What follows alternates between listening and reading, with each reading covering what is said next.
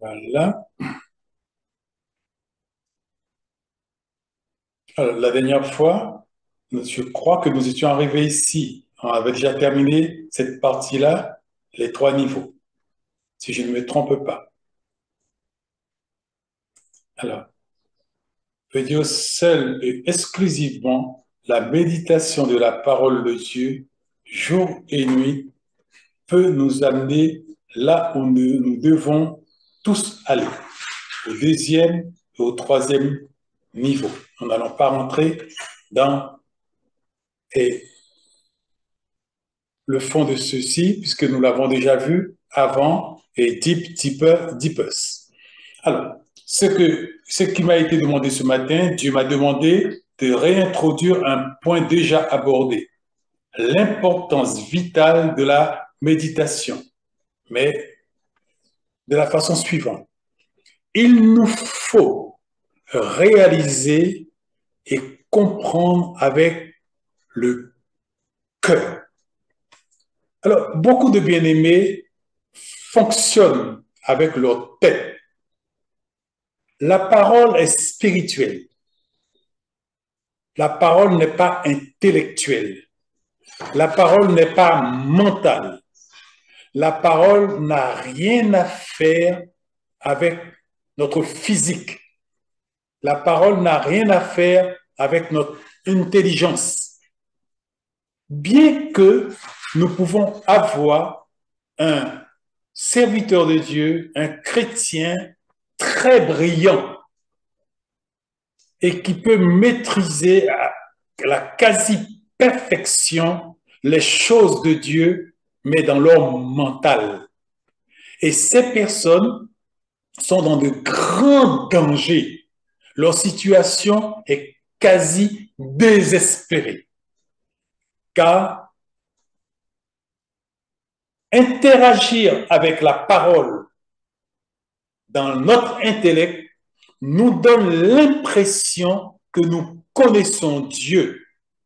Mais quand viennent les difficultés, quand viennent les épreuves, quand surgit l'adversité, là, nous vacillons. Parce qu'il n'y a que la parole dans le cœur qui peut soutenir l'homme que nous sommes. Voilà pourquoi il nous faut réaliser et comprendre avec le cœur que quand nous entendons méditation, il faut entendre Hébreux 12, 14. Que dit Hébreux 12, 14?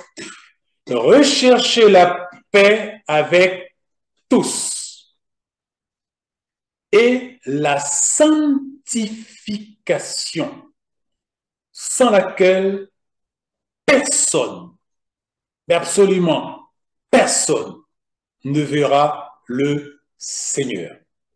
Alors, quand nous entendons méditation, nous devons entendre sanctification. Ceci pour nous aider à bien comprendre avec le cœur ce qui est dit. Chaque fois que tu vas entendre le mot méditation, il faut que tu entends le mot sanctification. Seule la parole dans notre cœur a le pouvoir de nous sanctifier. Rien d'autre dans l'univers, rien d'autre sur la terre ne peut nous sanctifier. Seule, exclusivement, la parole a le pouvoir de nous sanctifier. Voilà pourquoi nous sommes dans ce volet de la méditation qui est considéré extrêmement important pour nous tous. Car si l'un d'entre nous faisons preuve de négligence, de légèreté, dans ce processus de préparation, cette personne est en train de se préparer à aller au-devant de grandes douleurs et déceptions. Alors, s'il te plaît, s'il vous plaît, écoutez ce qui nous est dit attentivement et avec le cœur.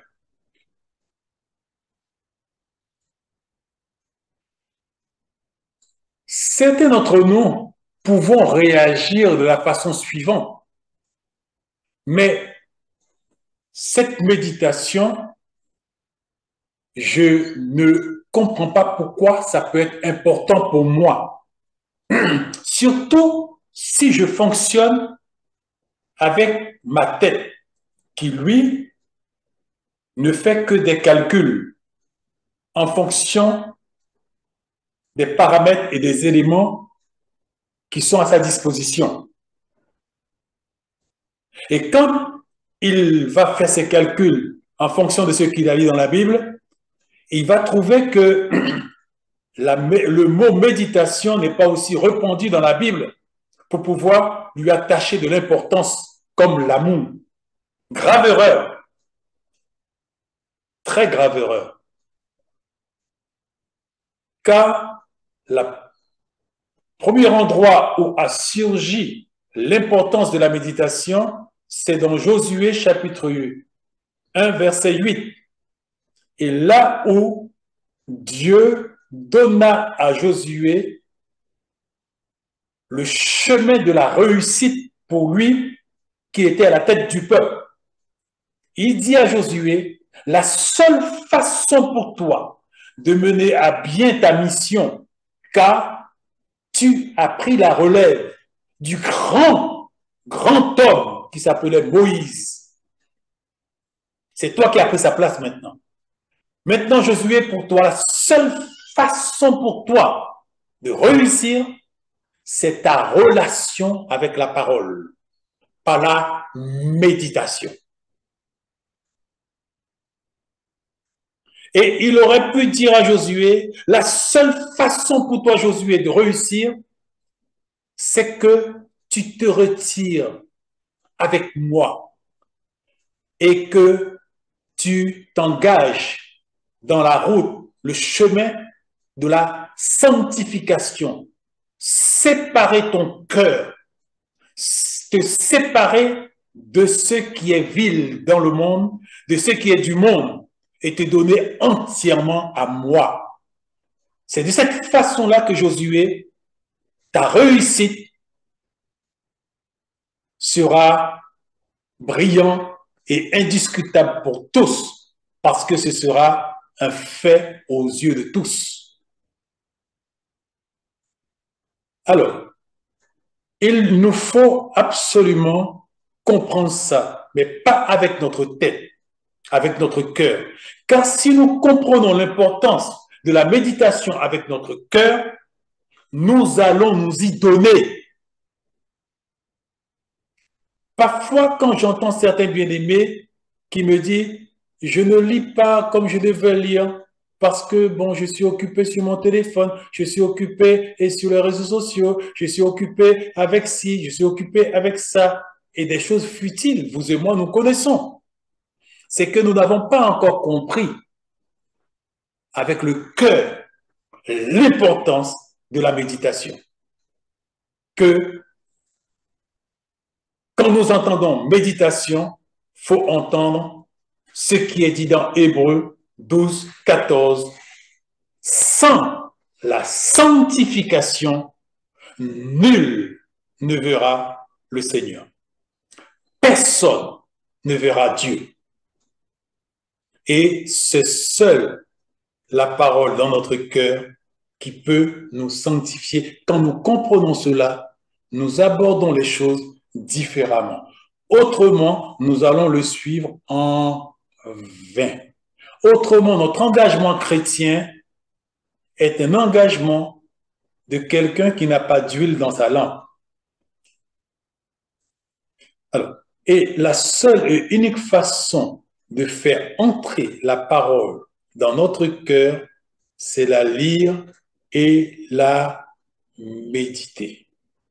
La seule façon de faire entrer la parole dans notre cœur, c'est la lire et la méditer. La façon pour nous de faire entrer la parole dans notre tête, c'est la lire avec un cœur pas sanctifié, avec une attitude et de négligence. Quand nous lisons la parole religieusement, nous la stockons dans notre tête et nous pouvons être brillants, très brillants, avec la parole devant nos frères et devant nos sœurs. Mais cette parole ne va pas opérer le changement qui est nécessaire. Cette parole ne va pas nous sécuriser comme on devrait être sécurisé quand le danger vient pour que nous soyons en paix. Nous allons nous trouver sans dessus-dessous le jour où le fléau va arriver. Mais si nous stockons cette parole dans notre cœur par une lecture sans garder des mauvaises choses dans notre cœur, le péché, l'offense, la jalousie et bien d'autres choses, si nous sanctifions notre approche pour aller à la parole, dans le sens que nous livrons notre cœur au jugement de la parole en demandant à Dieu de scanner notre cœur et de dévoiler tout ce qui est. Si nous faisons cela, eh bien, résultat, nous allons être en contact avec l'esprit qui vivifie dans la parole, mais pas la lettre qui tue. Car toutes les fois que nous faisons preuve de négligence, quand nous venons lire la parole, nous sommes avec la lettre qui tue. Et toutes les fois que nous respectons l'approche de révérence vis-à-vis de la parole, de respect vis-à-vis de la parole, sachant que la parole, c'est Dieu lui-même, et que nous venons dans les conditions requises, là, nous sommes en contact avec l'esprit qui vivifie. Et c'est ainsi que cette parole ne va pas aller se stocker dans notre tête, mais cette parole va aller se loger dans notre cœur et il va commencer à opérer l'œuvre qui doit opérer, le changement de notre contenu qui cause problème qui vient d'Éden, le changement de nos attitudes, de nos comportements, de nos caractères et la jalousie et tout ce qui s'ensuit. La parole va commencer à travailler et à faire de nous cet homme nouveau qui doit surgir. Sinon, autrement, malheureusement pour nous, notre engagement sera sans lendemain. Nous avons des passages complémentaires concernant ce que j'ai dit. Nous prenons 1 Corinthiens chapitre 7, verset 1. Ayant donc de telles promesses, bien-aimés, purifions-nous de toute souillure de la chair et de l'esprit, en achevant notre sanctification dans la crainte de Dieu. Rappelez-vous, sans la méditation, il n'est pas possible de faire rentrer cette parole dans notre cœur. Sans la méditation de la parole, nous pouvons considérer que la sanctification est nulle. Philippiens 3, 12.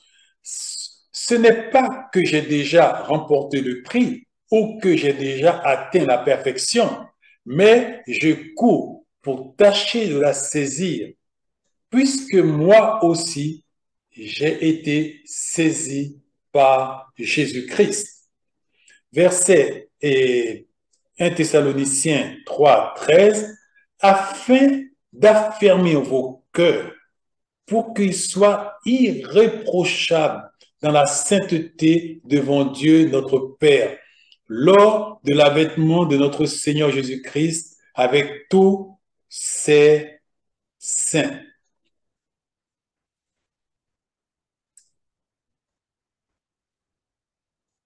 « 1 Thessaloniciens 4, 7. Car Dieu ne nous a pas appelés à l'impureté, mais à la sanctification. 1 Pierre 1,15. Mais puisque celui qui vous a appelé est saint, vous aussi soyez saints dans toute votre conduite. 1 Pierre 1,16. Selon qu'il est écrit, vous serez saints car je suis saint. Voilà, ce sont les passages qui complémentent un petit peu ce que nous venons de voir là-haut. Voilà.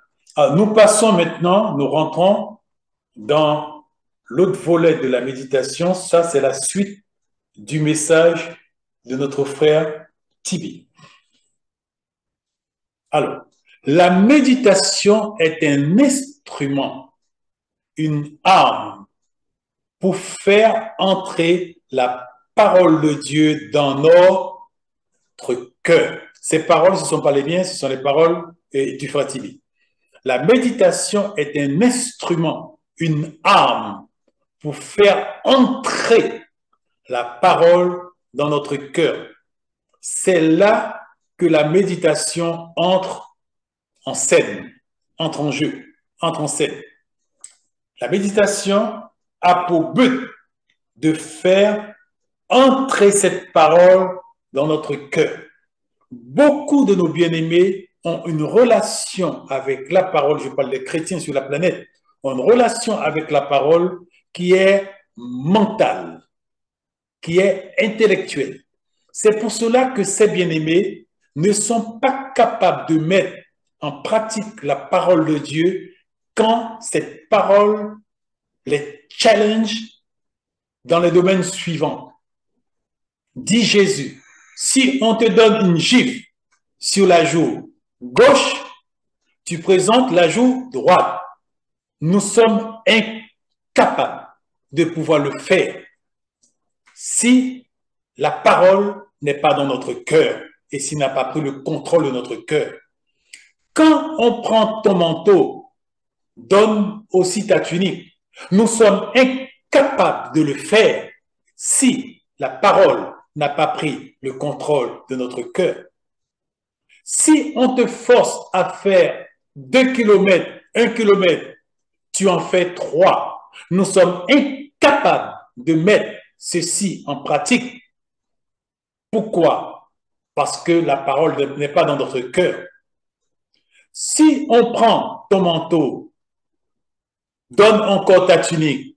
Si on veut t'arracher ton bien, laisse-toi faire. Je suis incapable de mettre cette parole en pratique parce que je me dis, c'est injuste et je ne peux pas laisser faire. Mais la parole dit, si on prend ton manteau, donne encore ta tunique.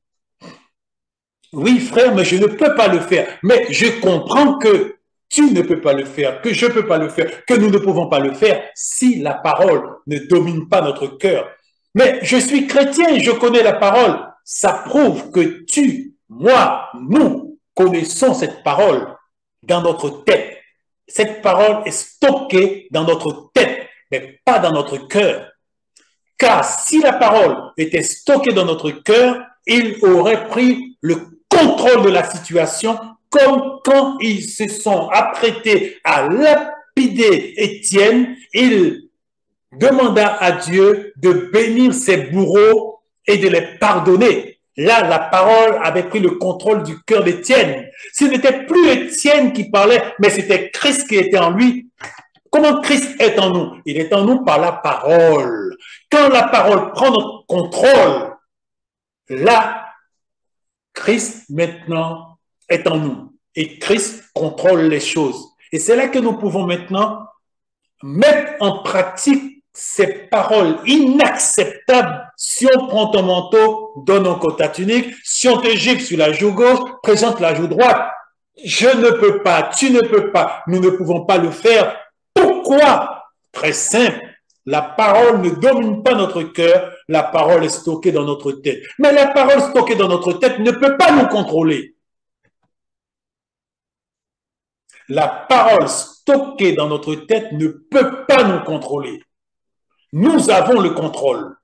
Et quand nous avons le contrôle, c'est œil pour œil, dent pour dent. Tu me donnes une gifle, je te donne 3 gifles. Voilà la réalité. Voilà là où beaucoup de chrétiens que nous sommes, nous nous trompons nous-mêmes. Nous pensons que nous sommes d'authentiques chrétiens, que nous sommes chrétiens, mais sans la parole qui nous contrôle, comment nous pouvons dire que nous sommes chrétiens?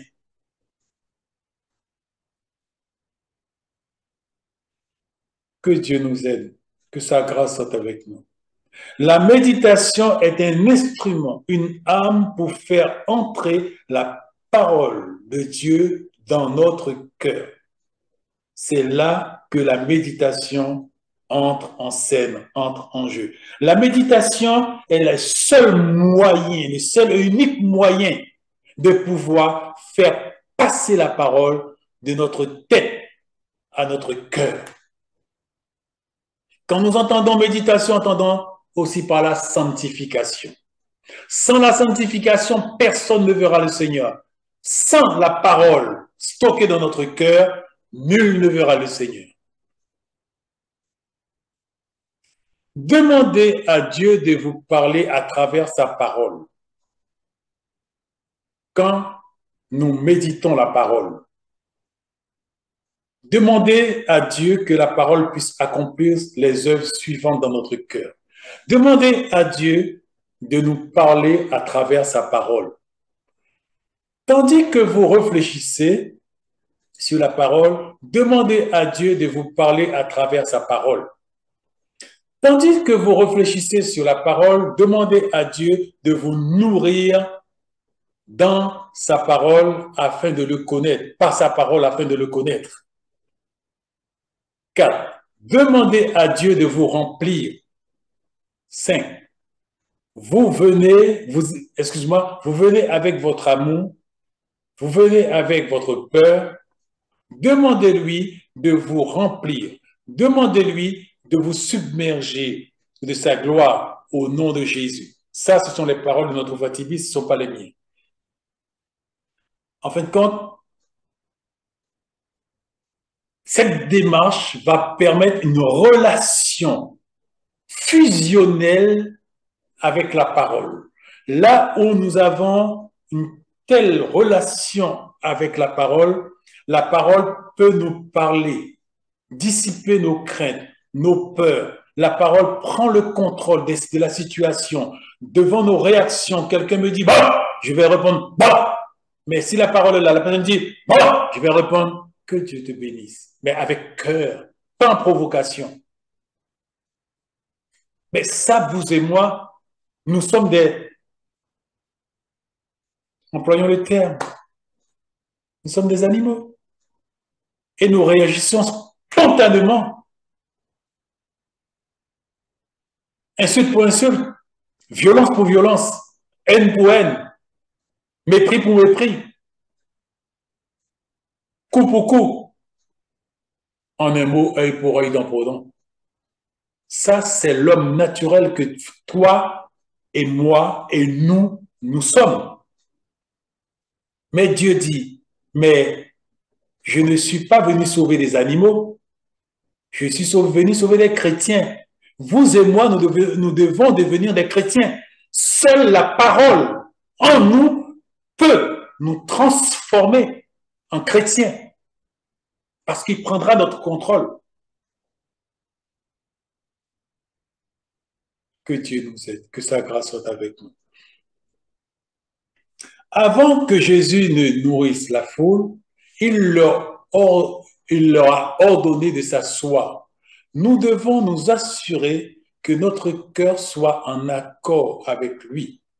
Tandis que nous réfléchissons sur la parole de Dieu sans avoir de péché non confessé. Ça, encore, tout ce que nous lisons là, ce ne sont pas mes paroles, hein, ce sont ses paroles à lui. Nous sommes dans le message sur la méditation de notre frère Tibi. Et le titre du message était Guide essentiel de la vie chrétienne. Alors, avant que Jésus ne nourrisse la foule, il leur a ordonné de s'asseoir. nous devons nous assurer que notre cœur soit en accord avec lui. Sinon, c'est la prière des insensés. Sinon, c'est la démarche des insensés. Tandis que nous réfléchissons sur la parole de Dieu sur la parole de Dieu sans avoir de péché non confessé. Pourquoi? Si nous avons un péché non confessé dans notre cœur, Dieu ne nous connaît pas.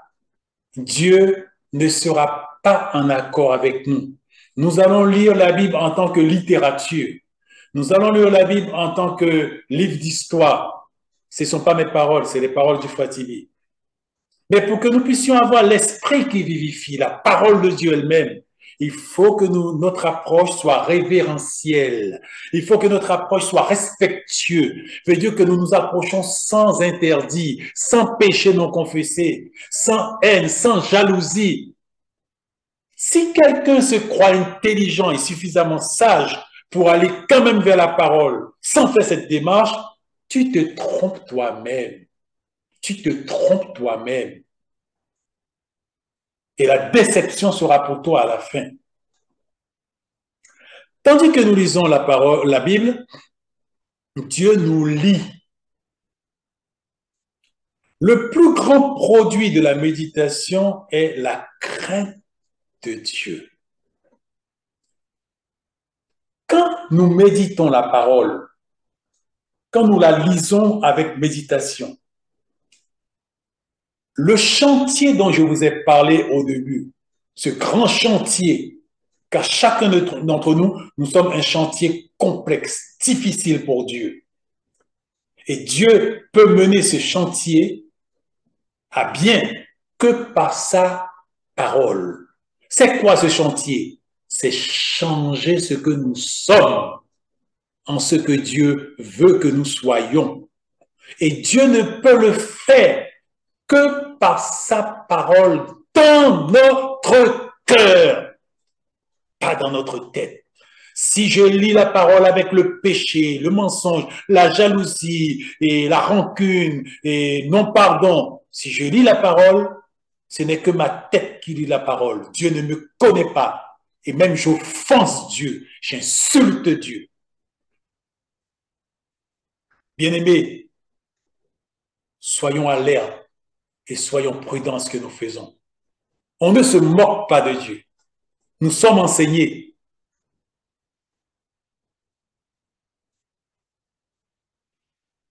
On le dit, le plus grand produit de la méditation est la crainte de Dieu. Ça veut dire que désormais, j'ai la crainte de Dieu.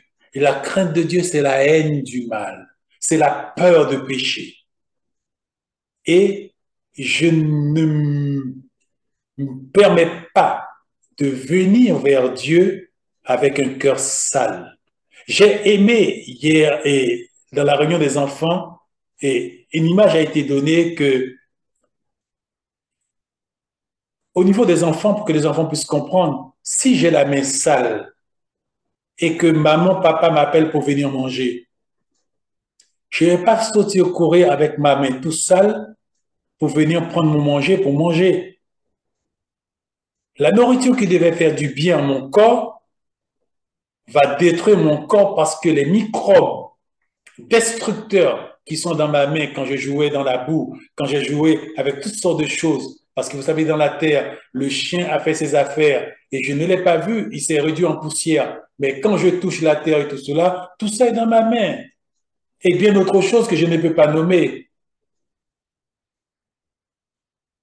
Et quand je sors de la terre, ma main tout souillée par des microbes, je viens, je prends mon manger avec ma main, je mange. Au lieu que la nourriture qui devait faire du bien à mon corps puisse faire du bien à mon corps, il va détruire mon corps. Alors, quand je viens lire la parole, au lieu de laver mes mains, je ne lave pas mes mains et je viens pour pouvoir manger la parole qui devait faire du bien à mon âme, au lieu de faire du bien à mon âme, il détruit mon âme. La lettre tue. La lettre, la parole de Dieu, la lettre tue. Mais si je confesse mes péchés, si je viens avec révérence, avec crainte et avec humiliation et respect devant la parole, à ce moment-là, qu'est-ce qui se passe? Mon cœur est nettoyé. La nourriture que je mange, la nourriture spirituelle, je ne le mange pas avec des mains souillées, avec des mains sales, parce que j'ai confessé mes péchés. Cette nourriture va faire du bien à mon corps. Sinon, il fera du mal à mon corps. Alors, il dit que le plus grand produit de la méditation, c'est la crainte de Dieu. La crainte de Dieu est extrêmement importante pour nous chrétiens. Car quand nous n'avons pas la crainte de Dieu, on se permet n'importe quoi. On se permet de dire n'importe quoi. On se permet n'importe quelle attitude, n'importe quel comportement quand nous sommes énervés. Pas quand, non, quand nous ne sommes pas énervés, nous sommes calmes, nous sommes très hypocrites, très religieusement mis. On va croire que c'est Gabriel ou Michel qui est là. Oh oui, oh oui, oh oui. Mais Dieu sait comment mettre le feu pour que nous puissions sortir du bois. Mais je dis que malheureusement, quand nous sommes dans l'état où nous devrions nous trouver, quand Dieu met le feu, à ce moment-là, notre attitude et notre comportement, on insulte Dieu, on méprise Dieu. Pourquoi? Parce que nous n'avons pas la crainte de Dieu. Nous n'avons pas la connaissance de Dieu. Faute de connaissance, mon peuple périt. Et quand on ne connaît pas Dieu comme on doit le connaître, on se détruit soi-même, on se trompe soi-même. On s'engage sur un chemin qui, chaque jour, au lieu de nous amener vers le ciel, nous amène vers l'enfer. On est heureux, on chante des cantiques. On prie, on jeûne, on loue le Seigneur. Dieu dit, je ne te connais pas. Objet religieux, je ne te connais pas. Tu te fais plaisir à toi-même quand tu viens vers moi. Mais les autres religions le font. Ils ont des rassemblements importants, là où Dieu n'a pas sa place. C'est pas parce que tu es bien habillé, tu viens à une réunion, tu penses que Dieu est avec toi. Non. Dieu dit, je veux le cœur. Je veux que, quelle que soit la situation, quelle que soit la configuration, quel soit le feu que j'allume, je veux que tu réagisses bien. Si on te gifle sur la joue gauche, je veux que tu présentes la joue droite. Mais Seigneur, je ne vais pas le faire. Je sais que tu ne peux pas le faire. Tu ne peux pas le faire parce que tu es en contrôle. C'est pour ça que je veux que tu médites ma parole. Pour que moi, je puisse prendre le contrôle sur toi. Et ainsi, c'est moi qui va réagir. Et là, désormais, peu importe ce qui arrive, on te méprise, on parle mal sur toi, on t'insulte, on te dérespecte. Tu me laisses, moi, les choses. Car le jugement, la vengeance, c'est moi qui dis, à moi la vengeance, à moi la rétribution. Tu n'as pas à te venger toi-même. Laisse-le moi. Mais je ne peux pas le laisser parce que quand on fait ça, ça me fait mal. J'ai réagi, c'est normal. Parce que, en fin de compte, ma parole ne te domine pas. Tu ne m'as pas laissé le contrôle de toi-même, pas la méditation de la parole. Voilà l'importance de la méditation, mes bien-aimés. N'oubliez pas que la crainte de Dieu est le commencement de la sagesse. La méditation nous renforce pour résister à la tentation. Surtout parmi les jeunes adultes, ils font face à des difficultés de tentation et ils n'arrivent pas à réagir comme il faut en face de ces challenges, de ces démons destructeurs de la faim. Là où Timothée dit, et malheureusement, à cause de l'iniquité qui va prendre de l'ampleur, la charité du plus grand nombre va se refroidir. Les hommes vont s'éloigner de Dieu. Les hommes vont avoir l'apparence de la piété, mais reniant ce qui fait la force, veut dire la parole qui domine le cœur. Et ils seront religieusement attachés à Dieu, mais leur cœur est éloigné de Dieu. Pour pas que cela puisse nous arriver, Dieu nous conduit là où il faut. Pour résister à la tentation, il nous dit, médite la parole jour et nuit. Passe du temps avec moi. Passe du temps avec la parole. Et ma parole pourra prendre ton contrôle. Devant les pires moments, tu n'auras pas besoin de t'inquiéter. Je suis là. Je suis avec toi. Je ne t'abandonnerai point. David a reçu beaucoup d'opposition dans sa vie, à la fois des ennemis à l'extérieur et des ennemis à l'intérieur. Il a été l'objet de critiques et de jugements. Quel encouragement de méditer. David passait son temps à méditer. Et ça a donné à David le courage que quand Chiméi est en train de l'insulter, alors que lui, roi d'Israël, et d'envoyer des pierres sur lui, à faire monter la poussière, David a réagi comme un bon chrétien.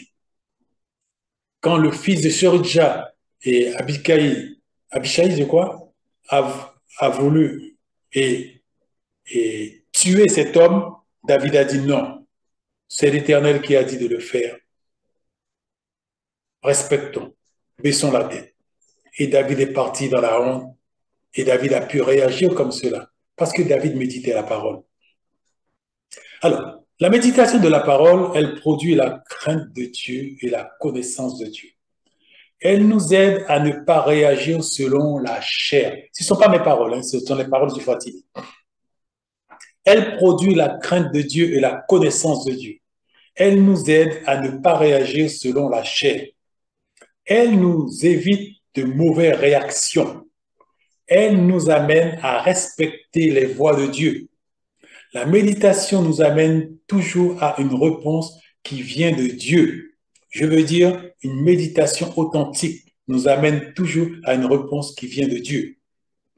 Toute réelle méditation amènera toujours une réponse qui vient de Dieu.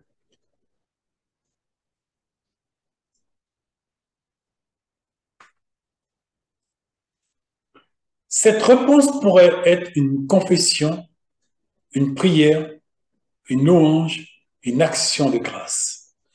Quand nous sommes dans le processus de méditation et que la parole prend notre contrôle, ceci va amener une réponse qui sera une confession plus profonde par rapport à la confession que nous avons faite avant de venir devant lui.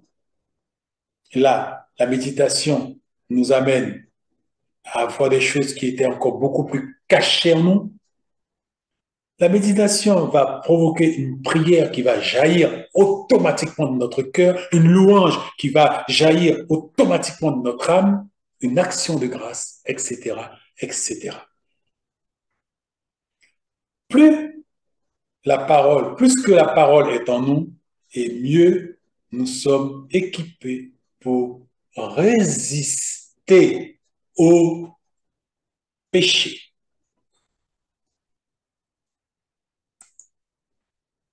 Plus que la parole est en nous, et mieux nous sommes équipés pour résister au diable. Veillez votre adversaire, le diable, qui rôde autour de vous comme un lion rugissant, cherchant qui il dévorera. Vous et moi, nous n'avons pas le pouvoir de résister à Satan, mais la parole a le pouvoir de résister à Satan. Si la parole, par la méditation, est envoyée dans notre cœur, nous sommes équipés pour résister au péché. Voilà pourquoi les bien-aimés qui font face d'une grande faiblesse face au péché, c'est que vous êtes vides de la parole de Dieu dans votre cœur. Les bien-aimés qui font face à une grande vulnérabilité en face des propositions du péché, des tentations, c'est que spirituellement, vous êtes inexistant. La parole de Dieu n'a pas pris votre contrôle. La parole de Dieu n'est pas dans votre cœur. La parole est dans votre tête. Par la méditation, nous recevons plus de Dieu et Dieu reçoit plus de nous.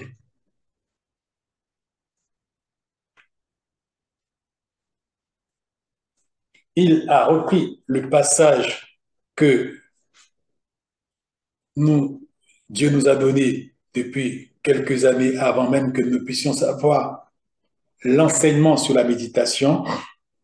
Josué 1:8. Méditez jour et nuit, comme le dit le livre de Josué, chapitre 1, verset 8. Matthieu 24, 35. Méditez jour et nuit. méditons, méditons, méditons, méditons. Il nous faut avoir de l'huile dans nos lampes. Il nous faut permettre à la parole de prendre le contrôle de ce que nous sommes.